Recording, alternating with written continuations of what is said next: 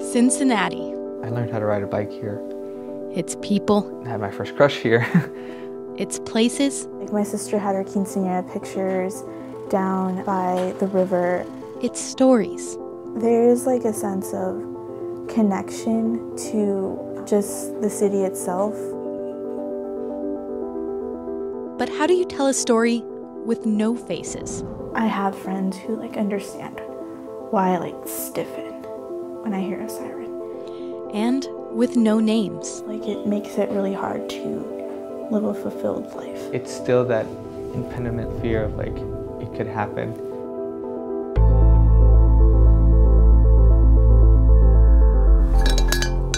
This project is something that I've been working on for quite a while. I met a young woman who is an American citizen whose mother and brother are not. You know, I've lived almost 18 years like this. They're undocumented. The brother is a dreamer. And it's a story that's been in our national conversation for years. Secure our borders. But when I met this young woman, she was talking about aspects of the story and of the lives of undocumented immigrants and their family members that I'd never heard of. It was the small details, things that you just wouldn't, think of that get lost in that larger conversation.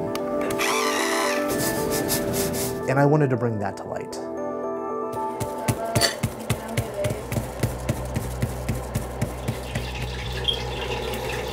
So the story starts with the family coming illegally from Mexico. Right here, you can see, the dad moved his family to work on Paul Brown Stadium. So they came here to Cincinnati so he could work construction. Yo quería que mis hijos estuvieran con su papá. And they lived here for a couple of years, but things just kind of went downhill. The father got into alcohol and drugs and became physically abusive with his wife. Y siento que esa mujer fue una mujer débil, una mujer tímida, una mujer miedosa. And he would threaten to leave her, and eventually one day he did.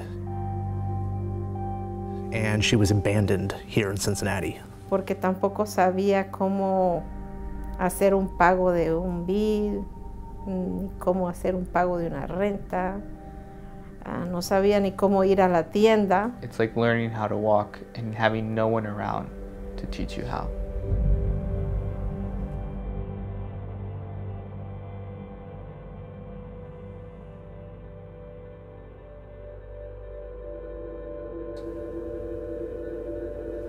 So then the family, they lose their apartment, they don't have an income.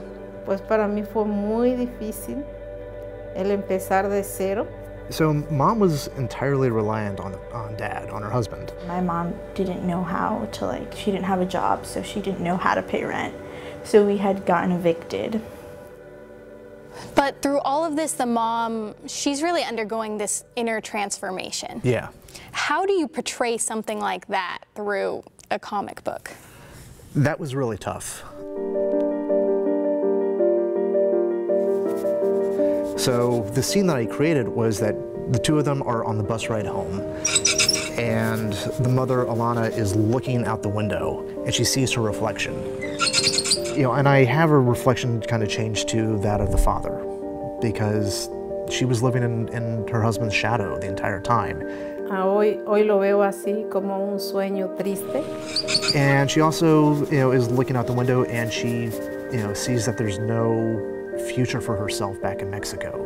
Porque yo nací y me crié en un rancho, y ahí nací, ahí me crié y solamente estudié el 6º grado. And so I represented that with her just looking out the window and not seeing any reflection at all. And, it's in that period where she, just gets this, self-determination that, no, she's going to give not only herself a better life, but she's going to give her children a better life.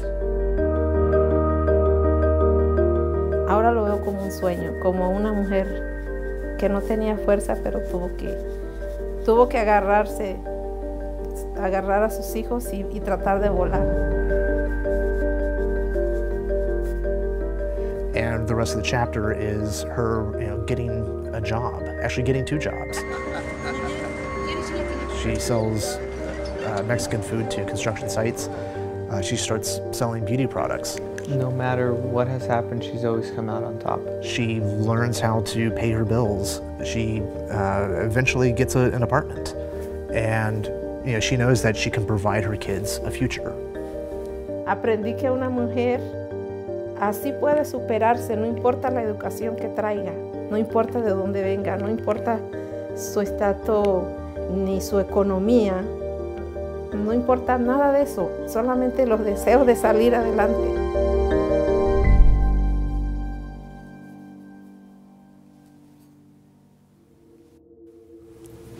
So I guess my question now is, this is real life. This is something that's actually happening. There's no perfect ending to it. Right. So how do you end a story like this? The ending is probably the trickiest part. I wanted to talk about the kinds of fears that these kids have and the experiences that they go through that other people didn't have to go through.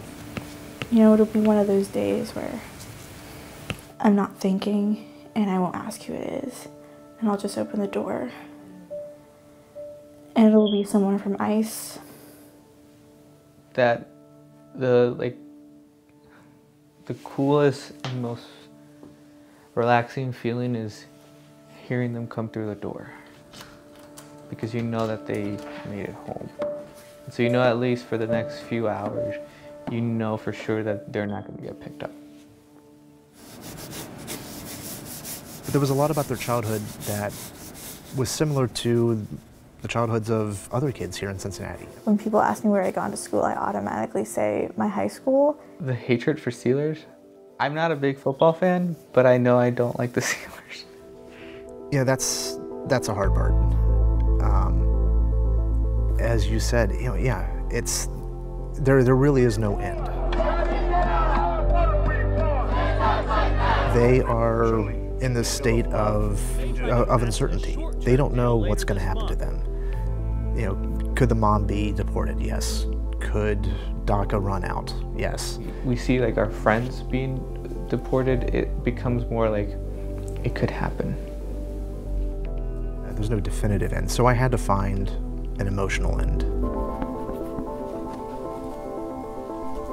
And stepping out of the shadows, allowing themselves to tell the story. I think that is probably the best ending I could probably hope for.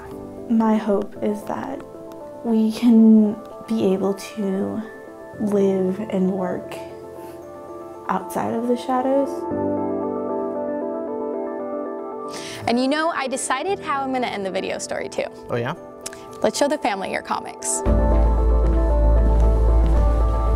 I'm feeling very nervous right now.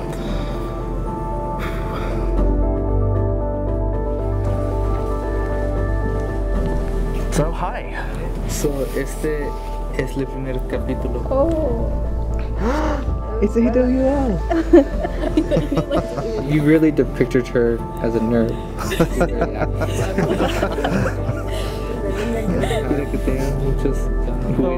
With this part, I wanted to show, just her gaining the confidence, the story that you told me. Los momentos más difíciles que pasaron. It's like revisiting the, the hardest times of your life. I was trying not to be a blubbering mess at some points. It's helped me a lot to see it kind of take life in a different perspective. Y ahí fue donde yo me di cuenta que that's where I realized that the stories have a lot of power. ¿Te acuerdas en la casa? I guess I felt like I, hopefully had told the story well enough that it resonated with her. And hopefully it'll resonate with others.